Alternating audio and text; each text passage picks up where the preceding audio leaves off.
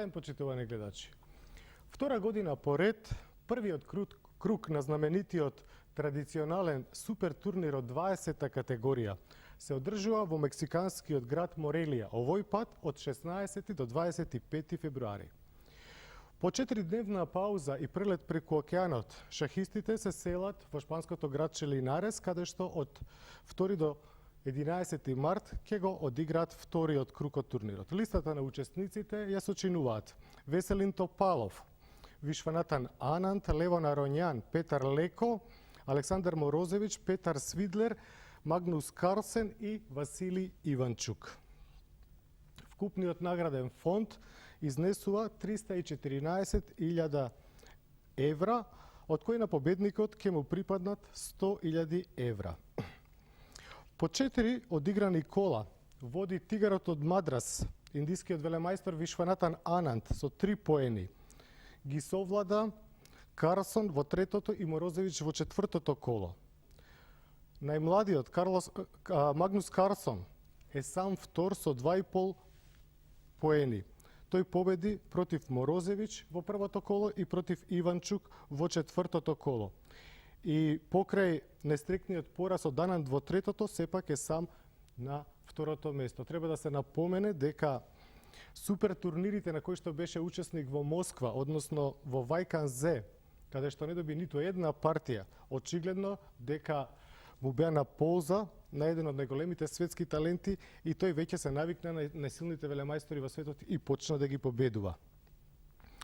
По 2 поена на делба од третото до шестото место се украинскиот велемајстор Васили Иванчук, унгарскиот велемајстор Петар Леко, ерменскиот велемајстор Левон Ароњан и рускиот велемајстор Свидлер. Сите имаат, значи, 50% учинок. Топалов со 1,5 поен е предпоследен. Тој загуби од Иванчук во третото коло, а на осмото последно место е рускиот велемајстор Морозевич со 1 освоен поен. На турнирот во Морелија се одржа и силен опен, на кој што зедоа учество 109 надпреварувачи, меѓу кои и 10 на многу силни велемајстори. Во списокот на учесниците го имаше и нашиот најдобар велемајстор Никола Митков, кој што постигна забележителен успех. Тој заврши со 5 поени од 7 партии. При тоа, испуштајќи ја шансата во последното коло против младиот бугарски велемајстор Иван Чепаринов, значи во последното коло Никола Митков ја загуби таа партија, тоа беше единствениот негов пораз, доколку ја добиеше, тогаш ќе го поделеше првото место со швајцарскиот велемајстор Вадим Милов. Но, за жал, Митков токму во последната партија подклекна, иако во текот на турнирот имаше 4 победи и 2 реми партии, меѓу кои треба да се напомене дека и во партијата против неодамнешниот учесник на турнирот во Вајканзе, против холандскиот велемајстор Тивјаков, кој што неодамна, знаете, учествуваше и на турнирот во Вајканзе. Значи, во таа партија Никола Митков беше близу до победата, но холандјанецот со крајни напори успеа да му се спаси. Сепак, 5 поени од 7 партии и делба од 9 до 20 место не е лош резултат. По прогресиво Никола е 10, пред него се, значи да повториме, прво и второ место швајцарскиот велемајстор Милов и бугарскиот велемајстор Чепаринов. На трето место холандскиот велемајстор Стел Ваген со 5,5 поени, колку што освои и мексиканскиот велемајстор Гонзалес Замора, односно кубанскиот велемајстор Лазаро Брузон, како и рускиот велемајстор Поткин. Тука се уште и американскиот велемајстор Акобијан, односно интернационалниот мајстор Леон од Мексико. Значи, сите тие од третото до осмото место освоја по 5,5 поени, а Никола Митков од онаа група кој што освоја по 5 поени, значи само пред себе го пропушти уште кубанскиот велемајстор Кезада. Сега, почитувани гледачи, предлагам да одиме на демонстрацијната табла и да ја погледаме партијата од првото коло помеѓу 16 годишниот норвежанец, чудото од дете Магнус Карлсен, против еден од најоригиналните играчи на денешницата, рускиот велемајстор Александар Морозевич. Карлсен со бели фигури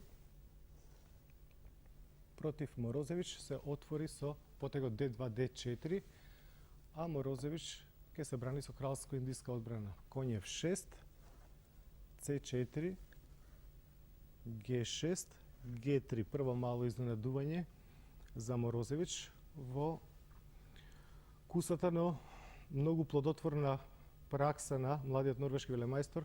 Оваа варијанта досега немала место. Ловец G7, ловец G2, мала рокада, конј C3, D6, конј F3, C5. Со овој потек, рускиот велемајстор Морозевич му нуди на својот млад противник да поиде D5 и по E6 да се игра една многу интересна и остра варијанта на Бенони. Генкетната варијанта на Бенони, но Магнус продолжува развојно со мала рокада и по конј C6 во овој миг да го затвори центарот со D5, конја 5 со напад на C4, конј D2, E5. Тоа е така наречената југословенска варијанта. Со голем успех ја игра шахистите од Југославија, во прв ред Светозар Глигорич. Праксата покажала дека на ова место на белиот не му носи многу ова освојување простор на дамското крило со А3, Б6, Б4, конј Б7, затоа што коњот на Б7 веројатно стои подобро отколку на А5. Гледате, ја штити точката С5, слабата обично во кралско-индиска одбрана точка Д6, а понатаму во текот на играта ќе може преку Д8 и F7 да се префрли за акција на кралското крило, како што тоа го покажала праксата.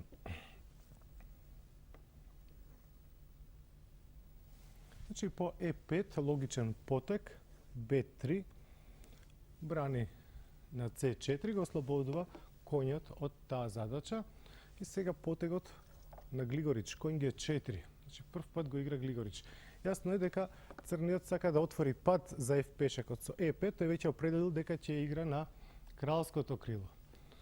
И Глигорич сметал дека е подобро да дојде на Г4 на активно поле, отколку на пример на Е8, што е исто така возможно. 1994 година Гари Каспаров во партијата против Белјавски ќе го одигра поеластичниот потек на ова место ловец Д7 за по ловец Б2 сега да појде со коњот на Г4. Но Морозевич, по Глигорич веднаш коњ Г4, а малиот Карлсен на ова место веќе игра нов потек. Нов, но прилично интересен и, како што ќе видите, веројатно и прилично силен. Конј од D2 на E4. Прво го оправда и претходниот потек, B3. А сега, односно, се извинам, на коњот 4F5, прво H3, за да го изфрли коњот, и на коњ H6, сега коњот D на E4. Значи, коњот D на E4. Што сака? На овој начин сега спречува веднаш црниот да појде F5, затоа што доколку одигра црниот F5, коњот ќе дојде на G5 и во згоден момент ќе скокне многу незгодно на E6. Па по измена D6 ќе се отвори белополниот ловец, ќе биде слаб пешакот на D6, ќе се отвори поле D5 за коњот и така натаму. Значи за црните многу опасно да го допушти тоа. Од друга страна, друга контраигра за црниот не се гледа, а коњ F5 е недоволно солидно заради потегот G4. Сега гледате го нема полета H4 коњот заради ловец G5 со напад на дамата и на тој коњ. Значи тој коњ ќе мора на D4, ама секогаш може да биде избркан со E3 или пак да оди на пасивно поле E7. Значи се чини дека Морозевич игра правилно како што треба F6. Значи не му фали само едно темпо коњот да го префрли на F7 за контрола на полето G5 и тогаш да појде со сите удобности напред со F5. Но видете сега што се случува. Значи по F6 малиот би рекол, 16 години има, норвешки велемајстор, удри на D6, жртва на фигура. Морозевич жртвата мора да ја прими, дама зема на D6. Сега другиот коњ доаѓа на E4, ја напаѓа дамата. Дамата не може да го штити згодно пешакот на C5, например на дама C7 D6, затоа се враќа назад, а белиот го зема и вториот пешак за жртвуваната фигура. Сега тој има два пешаци за фигура, тоа е минимален материјален дефицит, но затоа има многу силна пешачка маса и активност и потенцијална игра по белите полиња. Гледате, не може згодно ни B6, D6, па му виси и топот таму. Значи сега Морозевич игра F5. Карлсон D6. А рускиот велемајстор E4. Се тоа го отвори собствениот ловец и го ограничи противничкиот белополец. Се изгледа нормално, дека Морозевич добро се брани, но ќе видите и Карлсон како игра. Како игра тоа дете, чудо од дете. D7. Значи сега го остава и топот под удар со D7. Но топот не може згодно да се земе. Да видиме зашто. На ловец зема на А1, белиот ќе го симне од таблата ловец коњот на H6 и ќе го нападне патем топот. Сега црниот не може да се врати со ловецот на G7, така да не му виси ловецот и топот, затоа што по ловец G7, крал G7 би добил шах-шех. Гледате, од полето E6, коњ E6 и црниот би ја загубил дамата. Доколку пак појде со топот на F7, тогаш ќе следи D зема на C8 дама. Сега црниот мора да носи со дама, за да го виси коњот на C5, но тој коњ, гледате, скапо ќе ја продаде својата кожа, ќе земе на E4. Сега доколку ловецот отстапи, коњ D6, па понатаму коњ F7 и тој коњ уште ќе го брани и својот собствен ловец. Значи, на ловец E5, коњ D6, ако F е 4, дама носи на А1 и сега кога ќе се преброиме, ќе видиме дека белиот има два пешаци за квалитет и ловец кој што сигурно вреди барем топ. Значи ќе има јасно добиена позиција. Слапи и пешакот на E4, коњот на А5 е аут, топот на А8 аут и едноставно ова не треба да се биде велемајстор за да се оцени дека е сосема безнадежна позиција за црните.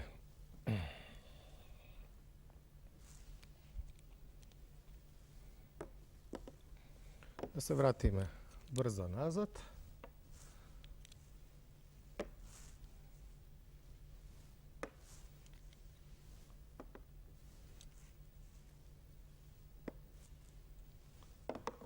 Значи, последниот потек на белиот беше D6, D7 со напад на ловецот. Видовме, топот е неприкосновен, затоа Морозевич коњ F7 сега сака да го земе топот, но сега белиот се разбира не го дава топот. Топ B1,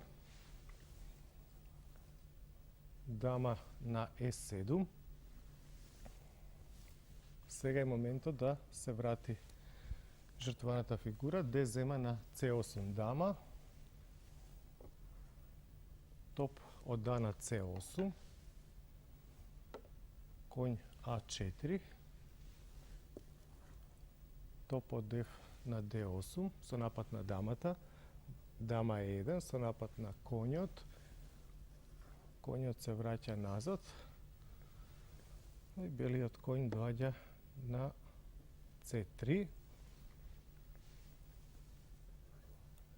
коњ на D4, ловец на B2. Да ја погледаме сега на настанатата ситуација на таблата.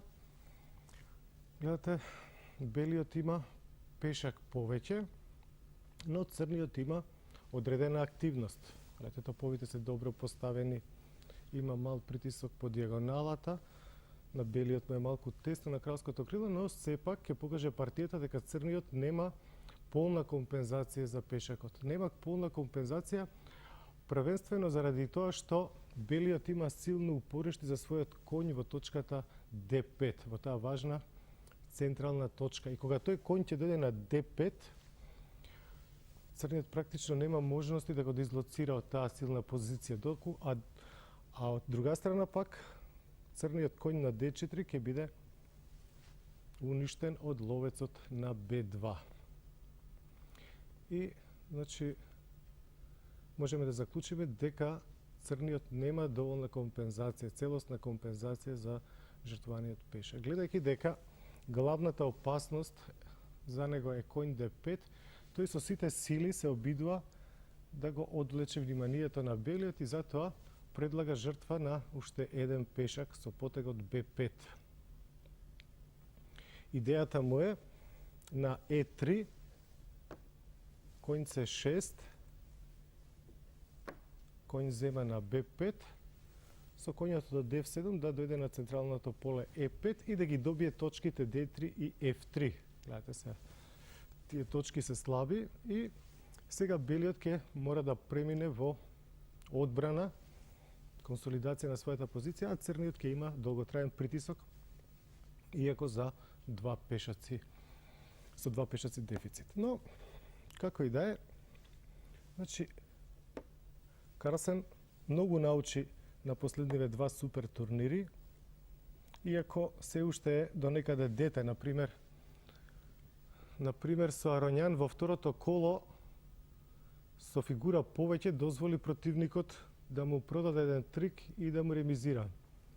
Значи можеше едноставно таа партија да ја добие во еден потек, откако ги одигра сите претходно потези во одбрана правилно. Значи избрза таму каде што не требаше. А во минатото коло со индискиот велемајстор Анант исто така имаше позиција која што никако не беше за губење со бели фигури, сакаше повеќе можеби од реми во позиција која што секој би ја ремизирал и ја загуби таа партија. Но, нели, тој напредува не по месеци и години, туку по денови, ќе видиме и во оваа партија колку зрела игра ќе покаже. Значи на B5 не се одвлекува од својот план, туку скокна со коњот на D5, напаѓајќи ја дамата, и по дама D6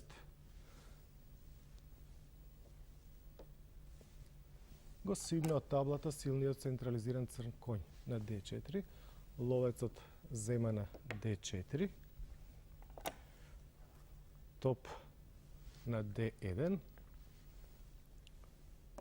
ловец E5. Са белиот нема некој скок, иако е дамата под маска, затоа тој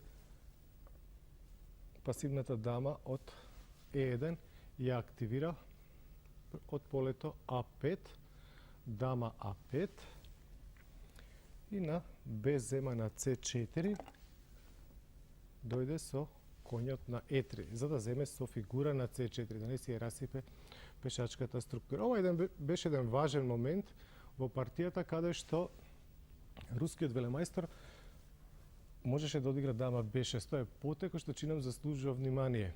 И сега, например, по изнуденото дама B6, А зема на B6, топ зема на D8, топ зема на D8, коњ C4, зема да одигра B5. И по евентуално коње 5, коње 5 да игра ваква завршница Морозевич со активни фигури. Гледате, сака топ D2, коњот е многу силен, белиот ловец е се уште ограничен и црниот чинам дека не би имал помали шанси на реми отколку што би имал белиот за победа. Значи, ова беше алтернатива на она што ќе го видиме во партијата и што, по моје мислење, заслужуваше внимание. Да видиме која опција ја одбра рускиот велемајстор.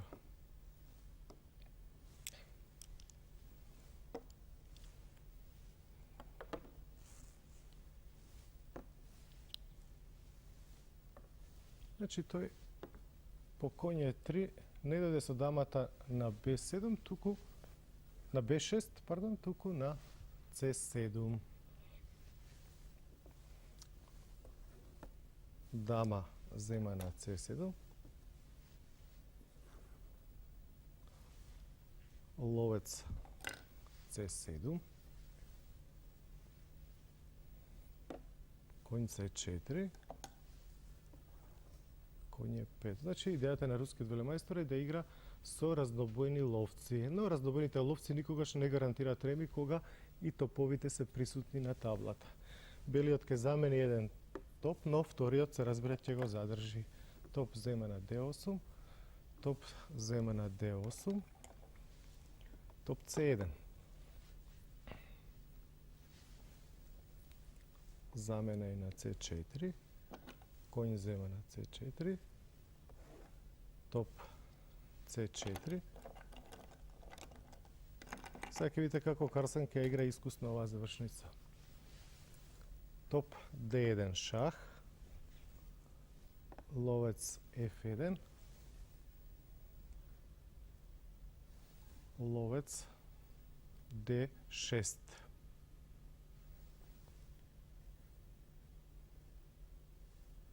E3, A5. Значи, за да може да игра со ловецот, а да не го загуби тој пешак, кој што е многу ранлив, многу подложен на напад, логичен потек, А5, значи крал Г2, крал F7, топ C2, привремено си го брани вториот ред, крал E7, ловец E2. Топ D5, ловец C4. Гледате, со темпо го активираше ловецот. Топ D1 и G4. Нормален, типичен потек за ваква структура да го разбие овој силен ланец со G4. И тука имаме ситуација за која што русите велат рокови со рокови ход или фаталниот 40-ти потек. Имено тука со 40-тиот одигран потек завршува цајтнотот и токму тој потек кој што обично е фатален, кој што е последен пред да се излезе во цајтнот, во кој што велемајсторите најчесто и грешат, се случува и во оваа партија. Значи Морозевич прави грешка со 40-тиот потек, тој игра F4, ќе видиме што ќе превиди. Значи беше потребно да се одигра крал F6. А F4 ќе се покаже решавачка грешка. Што не виде Морозевич? F4, ловец F4, топ E2, напаѓа на E4, топ D4. Во цајтнот најтешко се гледаат тие потези што се каде што фигурите одат назад. Ловец D3, тоа не го видел во цајтнотот. Значи ловец D3. Гледате сега белиот неминовно губи пешак. Заради врзувањето по линијата, топ D3, топ E4 шах и топ F4 е лесно добиена топовска завршница со два пешаци повеќе. Затоа Морозевич се обидува да најде спас во разнобојни ловци, но со два пешаци помалку. Но таа завршница за црните е загубена. Крал F6, ловец зема на E4, топ D2. После крал F6, ако одиграше наместо F4, белата позиција веројатно е добиена, но белиот ќе имаше уште доста работа, долга реализација му предстоеше. Вака ќе видиме дека се ќе биде релативно едноставно. Замена на D2, ловец D2. Многу често во завршница со разнобојни ловци, слабата страна се спасува и со два пешаци помалку, но тоа овде не е случај. Не е случај затоа што белиот, најопшто кажано, може да создаде по еден слободен пешак на двете крила, а тоа црниот не може да го парира. Значи, ако направи два слободни пешаци на двата дела од таблата, тоа е сигурна победа. Ќе видиме дека оваа партија поинаку ќе биде, но ако се бранеше на традиционален начин Морозевич, ќе дојдеше до таа ситуација. Крал G3, ловец E1. Крал F3, ловец B4. H4, со идеја G5, H6, крал E2. Ловец D6 спречува F4, но белиот крал тргна на дамското крило, каде што белиот без друго креира еден слободен пешак. Ловец C5, F4, H5.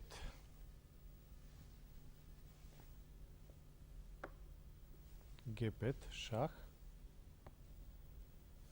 Крал G7,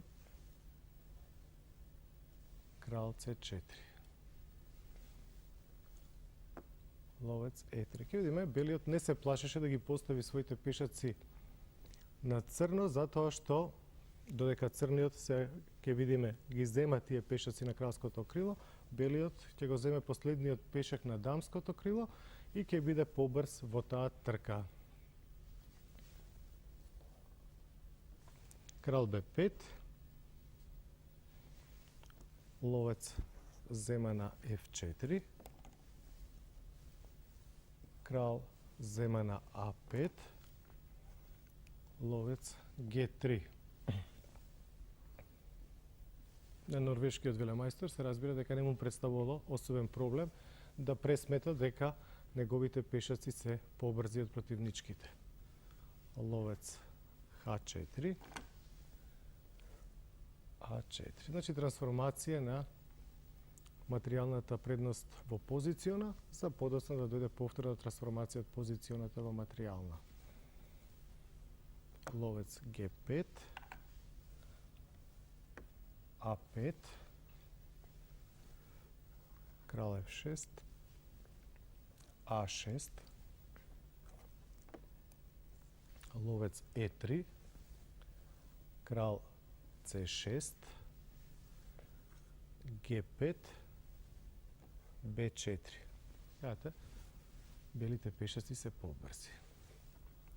Крал E5 да добие темпо, но всушност таа закана белиот ја игнорира. Значи го остава ловецот затоа што форсирано ќе извади дама. По B5 Морозевич реши да ја испие чашата до дно и да ги видиме и последните потези од оваа одлична партија.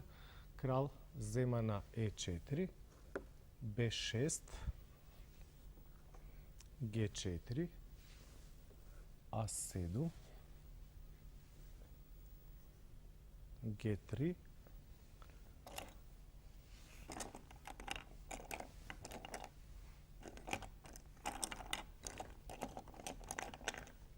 A8, дама. Сега уште црниот не може ни G2 затоа што по крал C7 откриен шах, гледате, ќе го загуби веднаш тој пешак. Значи на сите неволји уште мора и темпо да загуби со крал F3, а младиот норвешки велемајстор како да не му е доволна една дама, па појде да извади уште една. B7, LF4, дама F8, повторно сака дама, крал E4, дама E8, точност до крај шах, сега црниот крал нема добро поле. Ако се врати на F3, ќе добие дама H5, шах повторно. И тоа е ситуацијата во која што конечно Морозевич ја честиташе победата на својот млад противник, најмлад на овој турнир. На овој турнир кој што, да повторам, почитувани гледачи, е од висока 20-та категорија на која што осумина елитни велемајстори ќе се борат еден секој против секого во два круга, значи секој со секого и со бели и со црни, со тоа што првиот круг се игра во мексиканската Морелија. Тоа ќе трае овој месец од 16 до 25 февруари, а потоа по 4-дневна пауза шахистите ќе ги вкрстат копјата во традиционалното рударско градче Линарес. Значи тој супер турнир со голема традиција, со добар награден фонд, оваа година изнесува $314,000. Велиме за сега, начело на табелата, индискиот велемајстор Вишванатан Ананд има 3 поени од 4 партии, 2 победи, 2 реми. 1 плюс има уште најмалиот Магнус Карсон, додека се разбира и сите останати се во игра затоа што имаме уште доста партии, доста кола пред нас. Тоа би било се за овој коментар. Ви благодарам за вниманието и ве поканувам и во следниот шаховски коментар да проследиме што ќе се случува на овој силен супер турнир.